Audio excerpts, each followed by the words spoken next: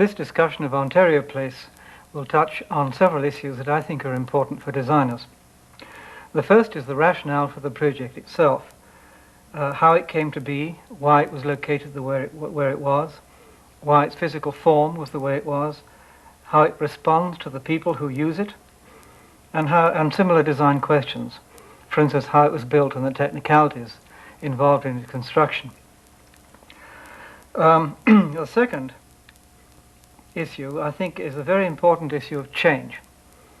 What happens to a project like this after the landscape architect has packed his bags and the client owner takes over? The process of change is an evolutionary one over the years as a consequence of new program inputs, changing movement patterns, design problems that only show up when the place has been in use for a period of time, or changes in philosophy.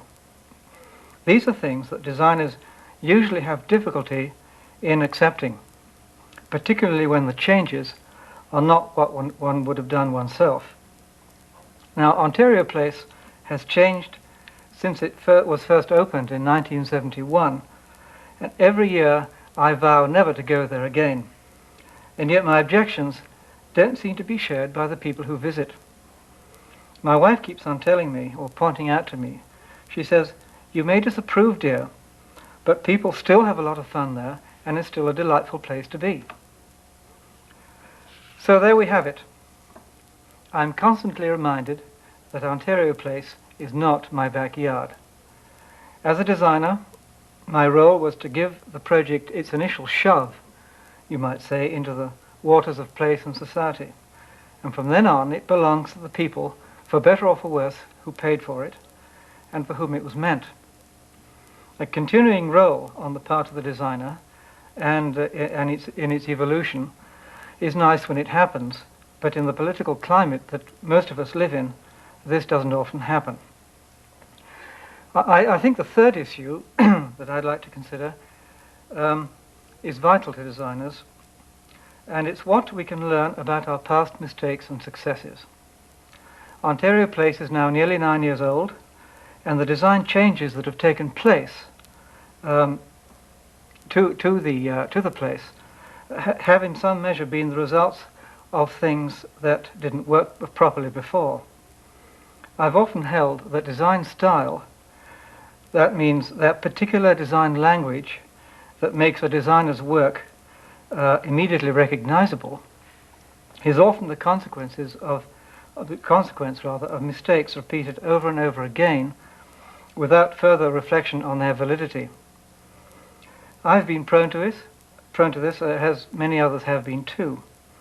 An example of this is the rash of timber detailing, walls and steps and so on, that have sprung up all over Toronto, since Ontario Place was built. Most of it is terribly inappropriate to the urban context in which it's found.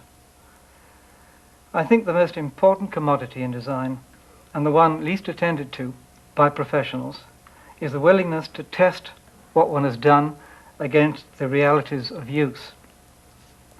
And anyway, now to the project. The Toronto waterfront up to the late 60s was in much the same condition as most waterfronts in North America. The city had turned its back on Lake Ontario. Access to the shore was either impossible or severely limited by the usual railways and expressways and factories of a developing city.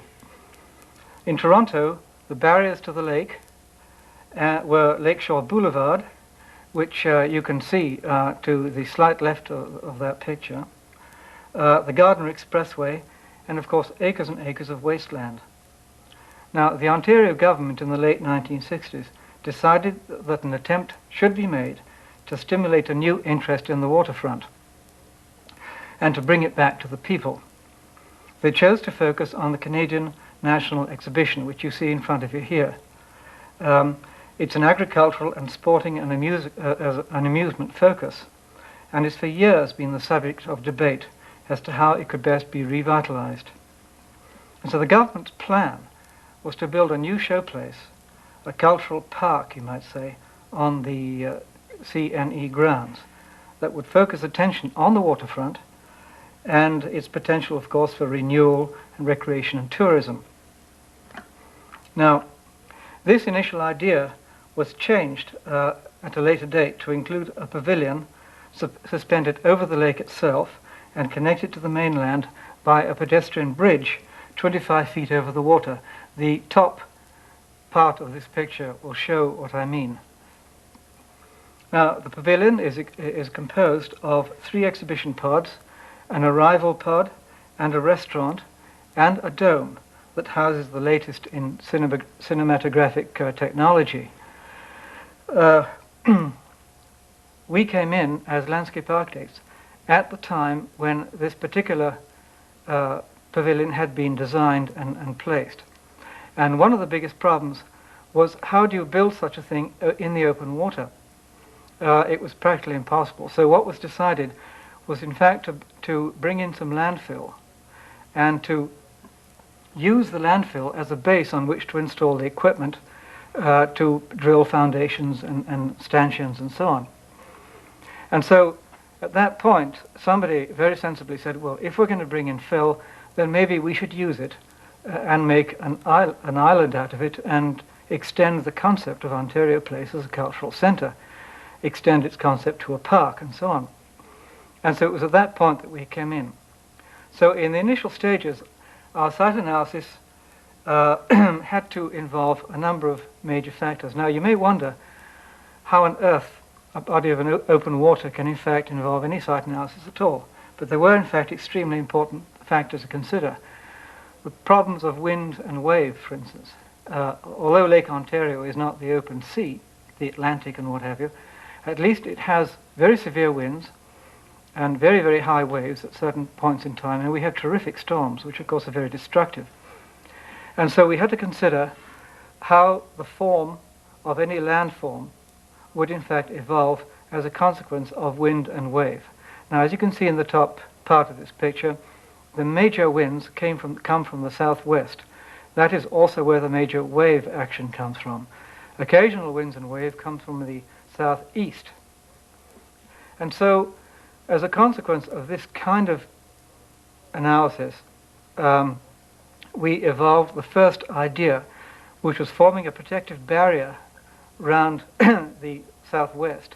As you can see on the middle part of this picture shows a long line, barrier, that was intended, in fact, to form the basic protection against wind and wave within which Ontario Place could exist. The bottom picture, or the bottom part of this picture, shows how the landform evolved, in fact, out of those sorts of influences. It became, in fact, 2 islands with a marina in the middle, but we'll go into that in a second. Now, the first thing we did after we developed this very basic idea was to build a very simple model to find out what we were really looking at. And so this model here, a picture of it, shows, in fact, the very basic structure that occurred 2 weeks after we had been given this contract. So what you see, in effect, is something quite similar to what Ontario Place is now, but in fact was the initial idea. We developed the idea of having to raise the arrival area, which you see on the left-hand side on the mainland, enough to allow for the bridge across to the pods.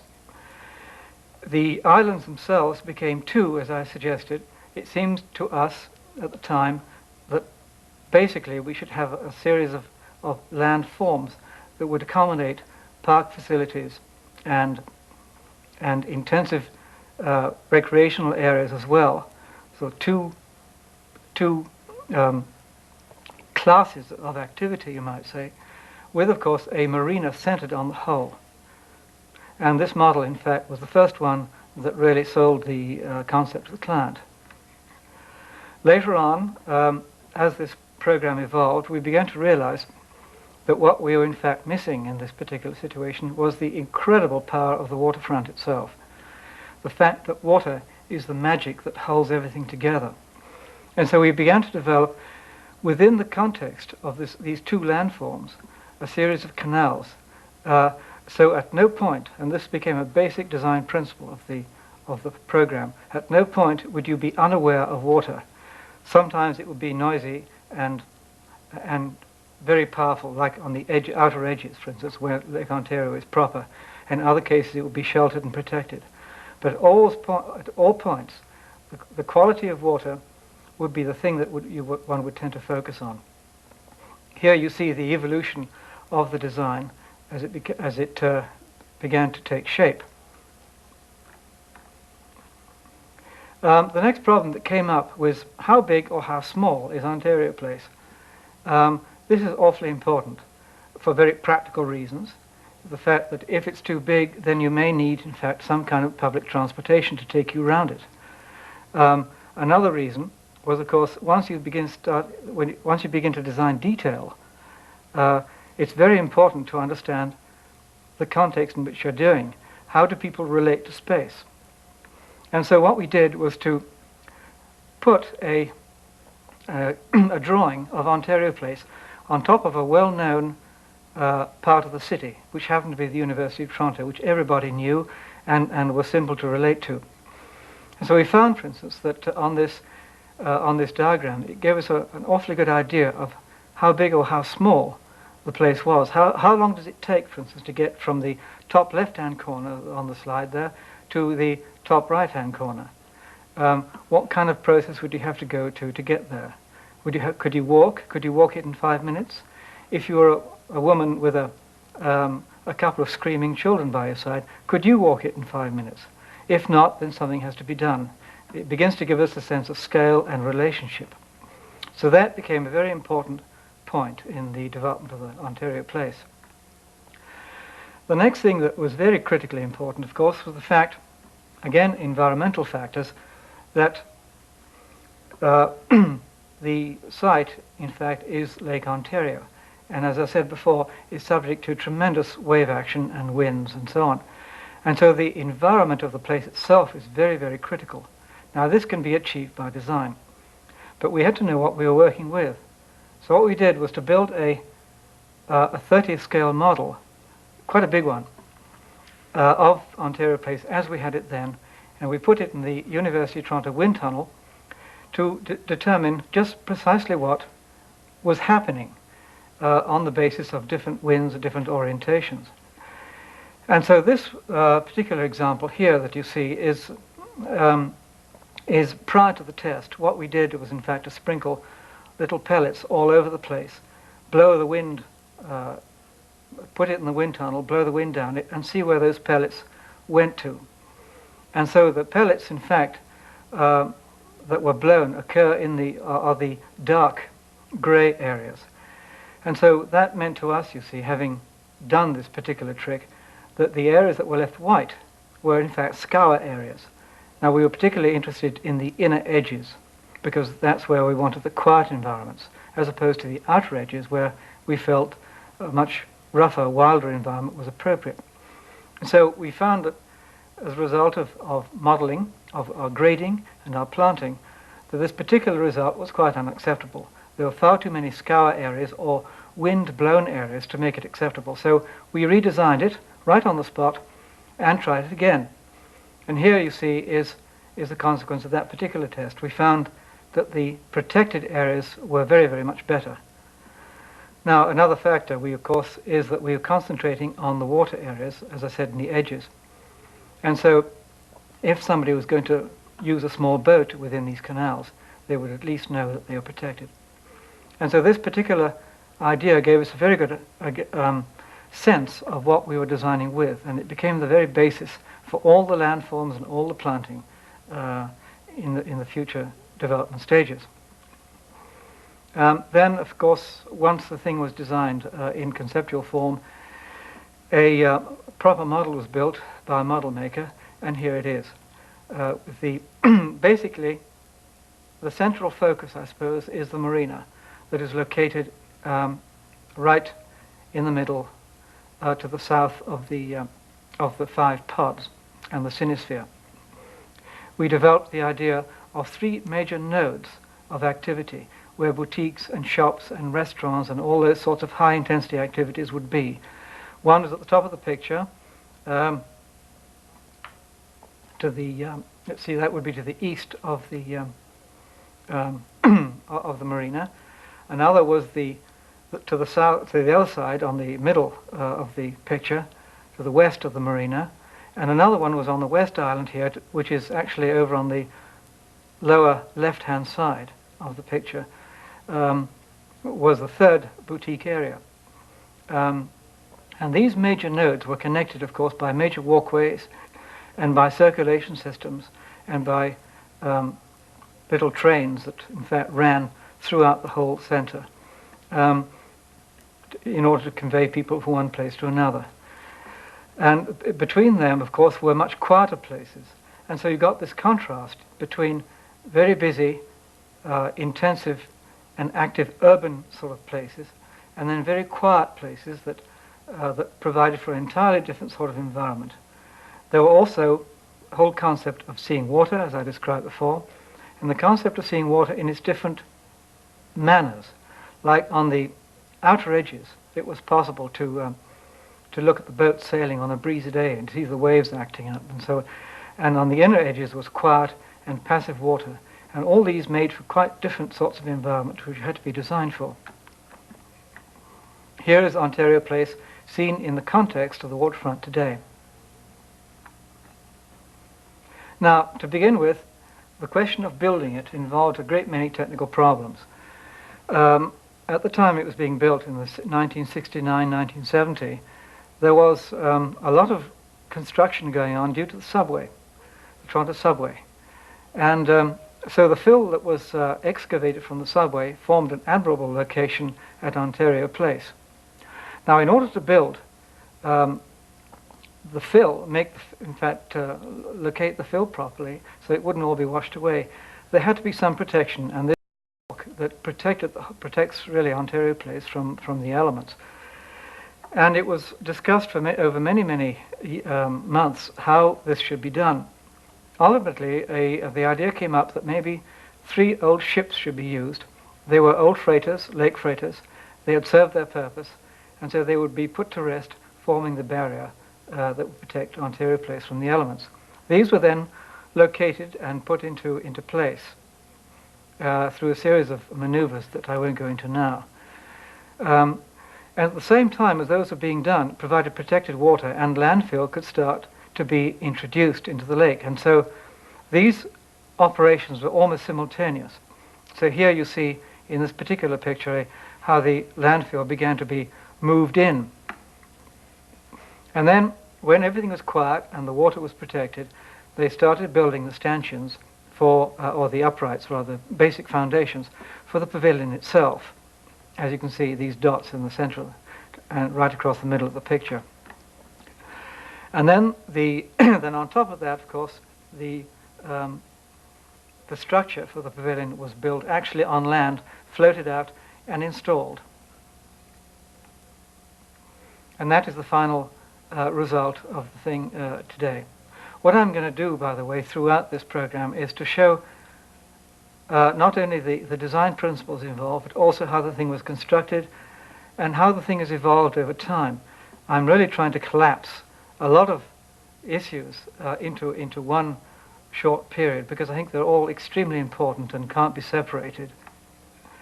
Then the problems, of course, of detail came up. How do you design? What kind of facilities are required for the main entrance? The big problem was, how do you get people up 25 feet into the air gracefully? And so the whole question of design of that particular facility came into being. There were major bus stops that had to be accommodated, taxis, and all sorts of people arriving at the main central area. So it had to be big, it had to be graceful, it had to bring people up in an exciting way so they could cross without really knowing that they'd gone up 25 feet. So this first piece of study, in fact, was trying to resolve those sorts of problems and to try and explore the questions of paving and plants and circulation and those sorts of things, and ultimately, of course, the character that we were concerned with. Here's the result. What we did was to develop the major entrance mound, you might say, in 3 or 4 major levels with steps going up. And this also became the basis, of course, for circulation patterns later, and also people queuing up. Because all of a sudden, in view of the very short space of time we had to build this thing and also design it, somebody suddenly said, what on earth do we do about people queuing up? And this became one of the solutions. The Marina was a major study, and to go over it very briefly, we did again some preliminary sketches to find out what kind of character or place would it be, how would people feel upon arriving, and so on. The construction of the Marina was in fact a major walkway that would be permanent, and a series of connectors forming the slips would be floatable and taken away in the fall when the Marina was closed down. I should mention, didn't before, that Ontario Place was originally conceived as a summer operation. We did in fact concern ourselves with some of the winter operations, which I'll talk about later. This picture, by the way, shows the entrance to the Marina and, of course, to Ontario Place from the United States. A lot of people, we discovered, in fact, would come in their very large and expensive yachts and enter Ontario, in fact, through this particular entrance. And so what you're looking at here, right in the middle of the picture, is the customs house. That is where they confiscated the marijuana and all those other evil things that come from the United States. This is the design sketches for the boardwalk, the major boardwalk on which which sat on top of those boats. And this was a very, very important aspect of it, because here you see, in fact, the quiet water of the Marina on the left-hand side, and the rough waters of Lake Ontario on the other side. And so its design was very, very critical. And also, of course, it's where the landfill hooked into it. And so we really began to look at the question of how people use this kind of place. What character should it have? What material should it be? How should the walls be built? And so on. And these sketches, in fact, proved the basis for the next set of slides.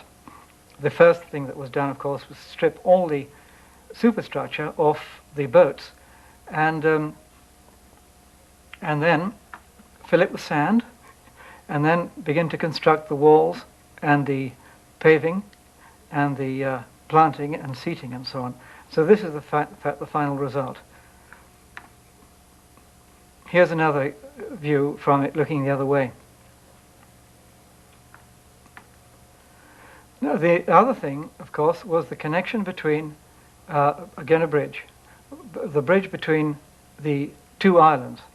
Very, very important factor, because, again, it looked on the right-hand side out to the Marina, which is a busy, active, and terribly exciting place. On the left-hand side, it looked at the bay that had been enclosed by Ontario Place. And, of course, it spanned, you see, between those two very important urban nodes of activity. And so the sense of color, of lighting, of seating, of activity had to be accommodated and had to be designed very, very carefully to give the right scale. This is what it looks like today. Actually, in the initial stages, that bridge was made of wood. In order to accommodate boats that might have to move between the inner bay and the Marina, a drawbridge was built too, that simply draws up during that when it's needed. We found that the wood, in fact, was wearing out too fast, so the wood was replaced, in fact, at a later stage by concrete, which isn't nearly as nice, but a lot more practical. Now, the whole question of how do you build such a place? Lake Ontario has, in fact, a difference of 5 feet in its levels each year. We faced that problem when we were designing. It was almost impossible, in fact, it would have been impossible, to build all the edges and lay all the fill, so create the edge conditions, unless if it had not been possible to do it in the dry. So what was done is the soil was compacted and left supercharged, that is, 5 feet above the base level, was in fact filled up. And then the edges and the canals and all the landforms were in fact developed from that surcharge. And everybody, all the construction people, worked in the dry. As you can see in the lower left-hand side of this picture, the plug that was left in order for people to work under those conditions. And then when the whole thing was built, we simply pulled the plug out and the canals filled up. That's, in fact, the East Island, the main boutique area. Another major question was the whole question of the cultural focus of Ontario Place. While the whole thing was a cultural centre, it seemed to us and the client very, very important to have some basic focus. And this was called the Forum. It's a place where it was envisaged initially as a place where people could come to listen to music, to listen to dance, to see dance, to do all kinds of things that could somehow bring people together. And the Forum, in fact, evolved in its concept over quite a period of time. This was our first sketches of it. It was originally designed as a great circular amphitheatre, really, in which things could happen outside. But at a later stage it was decided that in view of the fact that the Toronto Symphony had decided to play during the summers at Ontario Place, that a roof should be installed.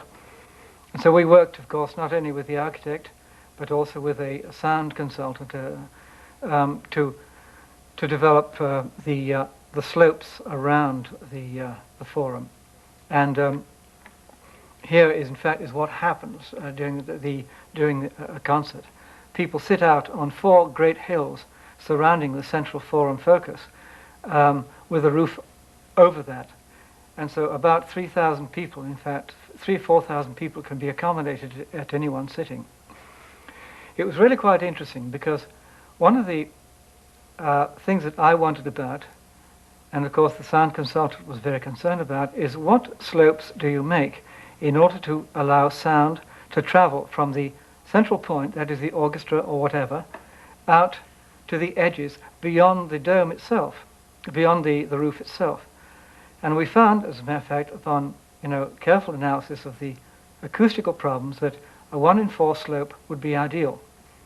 Now, when we began to look at it from the design point of view, we found that was ideal too, because a 1 in 4 slope allows somebody to sit comfortably down without feeling as if he's slipping downhill on his behind. At the same time, it gives them enough view over the next person's head to see what's going on at the center. And so the acoustical objectives and the design objectives from the point of view of use married and worked extremely well together. Now, what I have always called the round pond on the West Island, again, a focus for water activity, I suppose, something similar I had in my mind originally, like the round pond in London, which is a place where people come to paddle or to sail their boats or to throw their cats in, or whatever it is you want to do.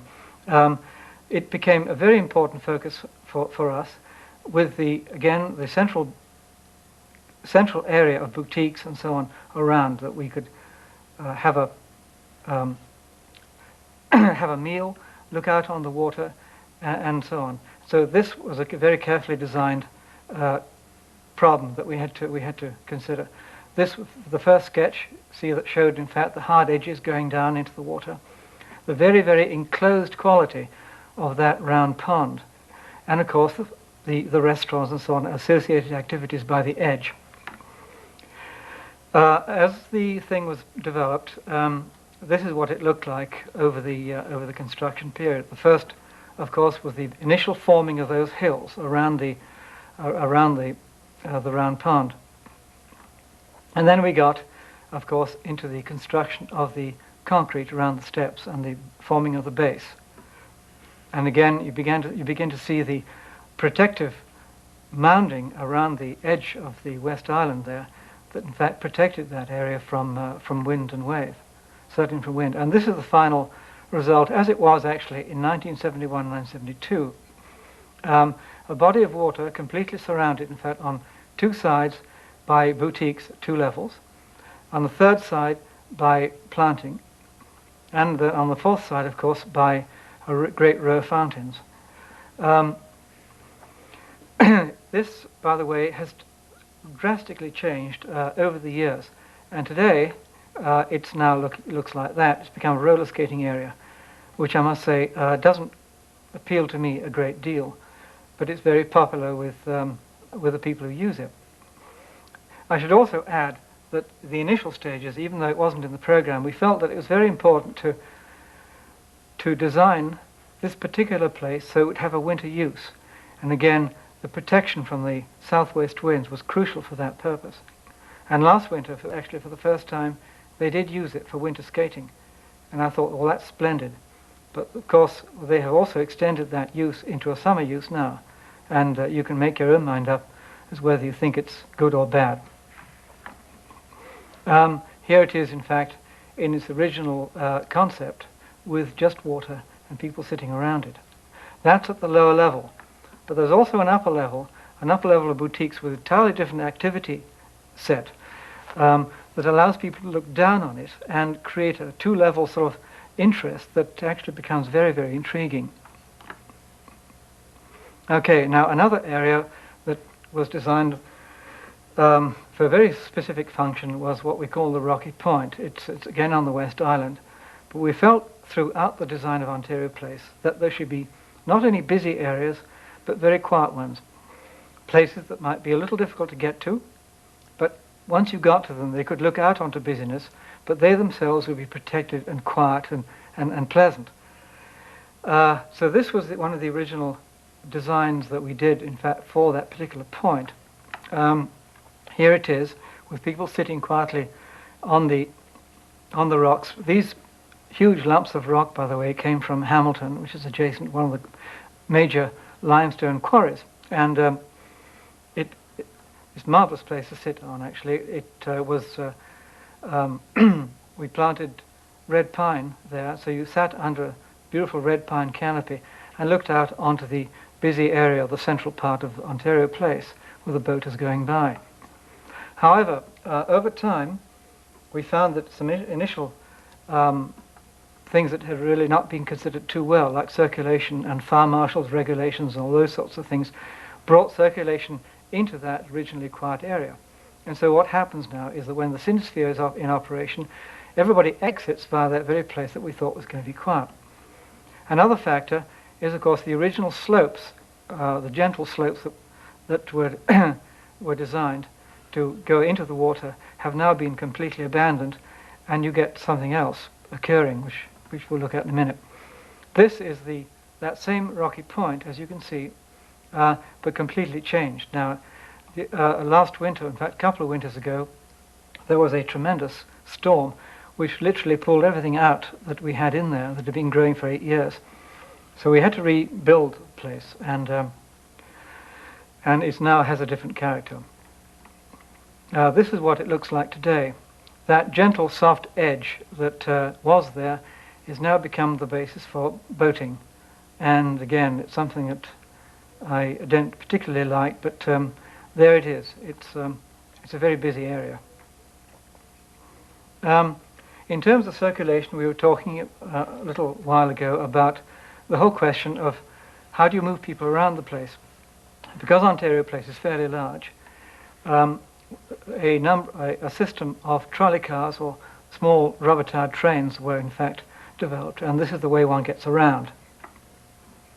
Another way of getting around, of course, is by water. Whole series of small boats can in fact be taken through the canal system. And again, is the path system that we have, the major movement patterns, I suppose, that connects right up throughout the whole place. This is what it was like, as a matter of fact, some years ago. And this is what it's like today, with all the trees that have grown up and begun really to enclose the whole of Ontario Place. But the circulation system is the fundamental thing that connects all those parts. All those parts. And then that major circulation system is tied into a minor one that occurs in all sorts of unexpected places. And the original idea was to make these unexpected places truly unexpected over time as plants began to build up and so on. Now this is an intriguing picture in my view, because that was taken when my daughter, who you see in the center of the picture struggling up the stairs, which when she was only 2, and the trees were also very small. Now this is her again, taken some years later, a good deal longer, long-legged and filled out, and so have the trees. Other aspects of these focal points that became very important is how do people sit, and how do you handle detail so people can feel at home and can do all sorts of unexpected things. So the whole questions of levels are very important. Handling slight changes of level so they not only form a functional separation between flood lines and non-flood lines, which was actually the basis for the levels in that picture, but also they form very pleasant sitting places that are quite informal. And of course at the same time they become focuses for where people can pick up information.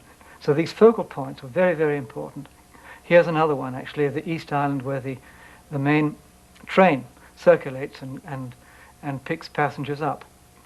And that is again is a focal point where you can pick up information, you can look at what Ontario Place has to offer. There's a map there, there's signs and so on.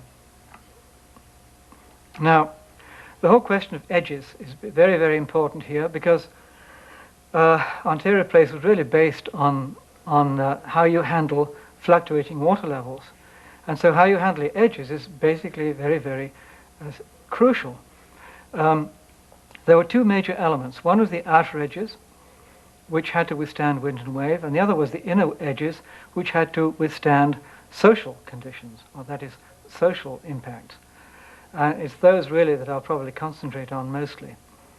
As you can see, there were some situations that needed vertical edges that would, for instance, allow a boat to come in and land, and people to land.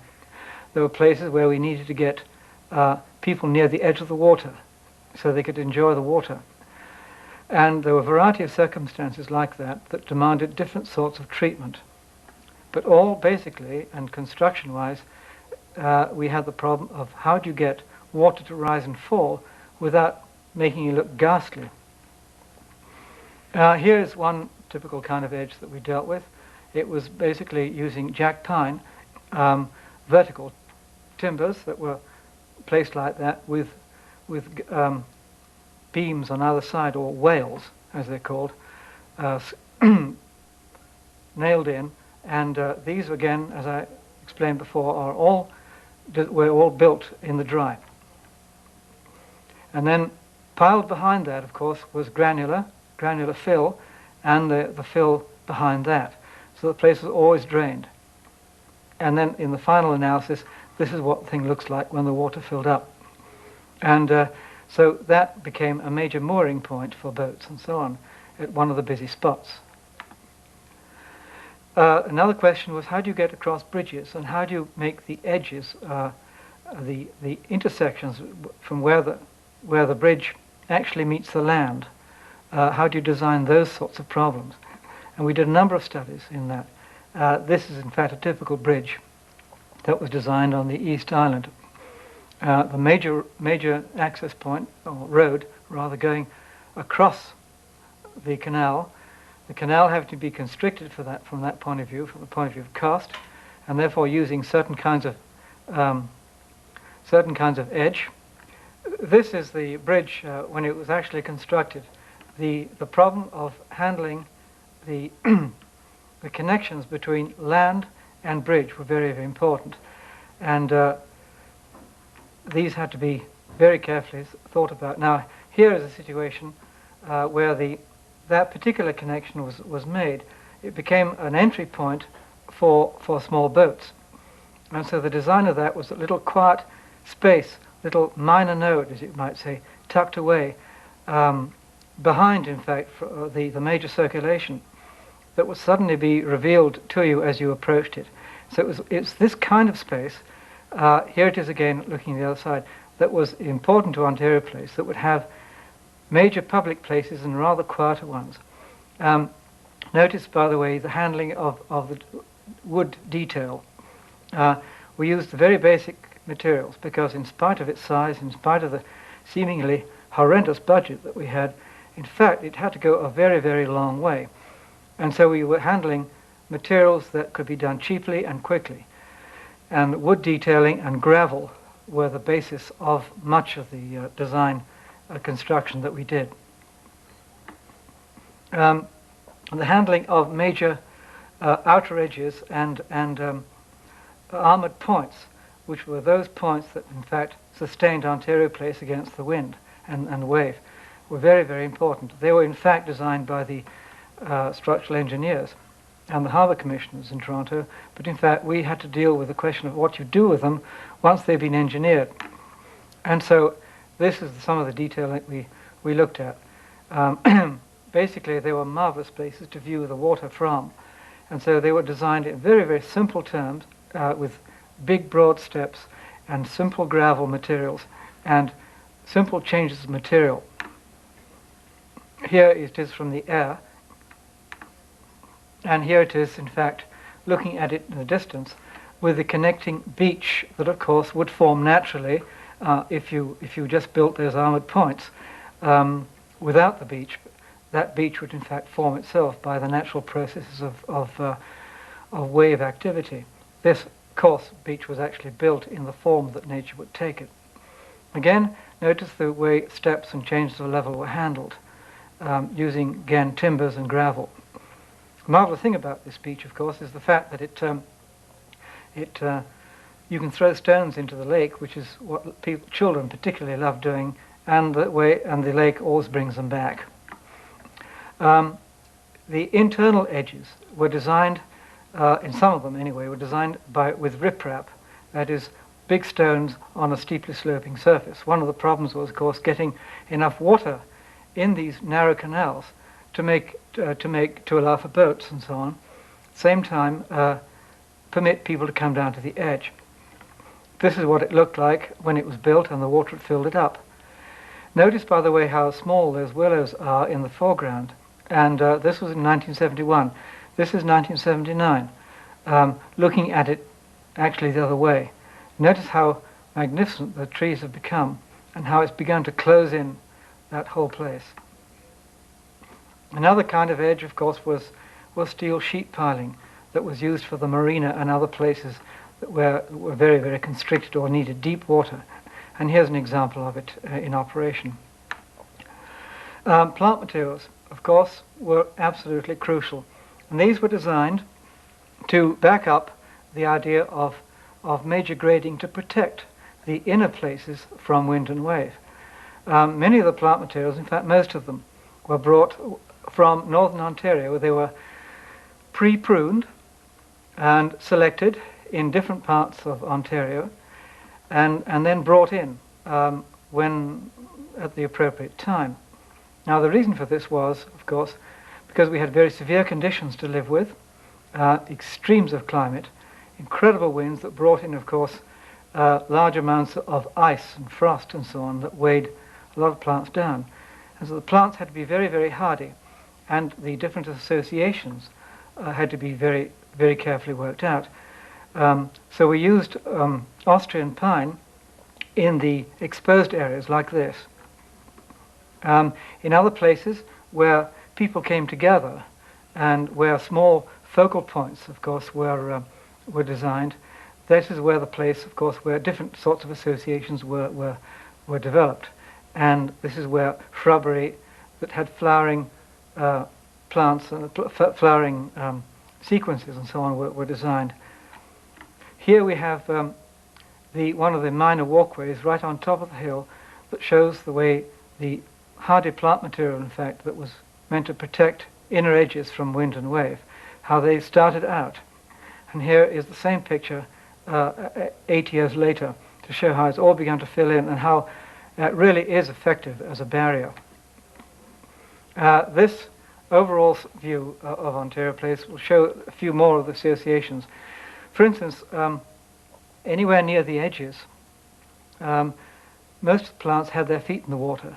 So we had to develop associations that would withstand that. Red maple and similar plants that in fact enjoyed having their feet in the water.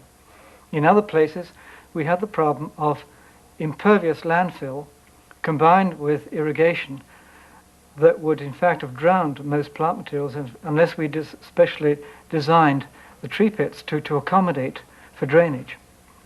And there were many other conditions like this that made the planting design a very technical problem as well as a major design one. And here is Ontario Place at night, of course, because a large part of the time, and probably at its most magical, is how the place is used at night. The fact that you've got water and activity in incredible combinations gives, of course, tremendous scope for lighting. And we designed the lighting to be, again, have major power points at places where most people would be, and to be very quiet in between. Here is again the picture of it looking with the incredible reflections from different places into the water. One final area that, of course, we haven't really touched on yet is the fact that the children's village and water play area were designed at a later stage. And so you see, Ontario Place has really been evolving over a long period of time. As I said at the beginning, it's evolved in terms of program, in terms of things that have happened since it was first designed, and also in terms of philosophy. Ontario Place, it's evolved over 9 short years, and yet physically, you could say it started to acquire some of the patina that was envisaged on the drawing board. Yet my feelings are very, very mixed, I have to confess. I cringe when somebody from the corporation, for instance, makes a change that I wouldn't agree with, or is simply insensitive to design issues. And yet people go on enjoying it. It's had very great influence on the waterfront development as a whole in Ontario, but I'm often not happy with what has happened elsewhere using Ontario Place as a model. I think I face, as a designer, the problem that all designers must face. The fact that in design of the public landscape, we have a fleeting influence within the constraints of societal attitudes on the creation of places. Beyond that, we fade out of the picture, and society takes over and makes of places what it will. This, after all, is the democratic way. We're not Louis XIV building Versailles or L'Enfant designing Paris. A single personality imposing his will on the world. And ultimately, all that we should be able to say about that is thank God.